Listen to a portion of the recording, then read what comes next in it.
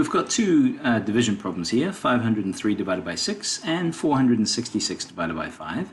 So the very first thing that we should do when we're going to solve them is rewrite them into a format that we can actually use to solve each equation. So we're going to use a short division method, and it's going to be, and it looks a little bit like this. So 503, and we're going to divide it by 6. Okay, and that's how we're going to do it. You'll notice I put these digits a little bit apart because I know I'm going to be carrying some numbers.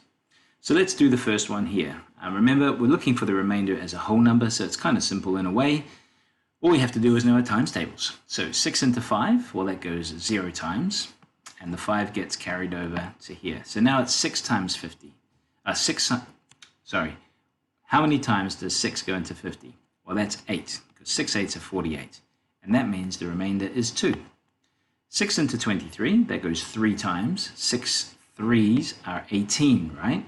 So 23 minus 18, that means the remainder is 5. So I write the final answer up here, nice and clearly, 83, remainder 5, and box the answer.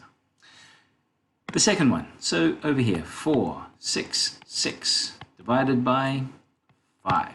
Okay, let's start. 5 into 4, we can't do it. So the 4 gets carried over here. 5 into 46, we can do it. That's 9 with 1 remainder.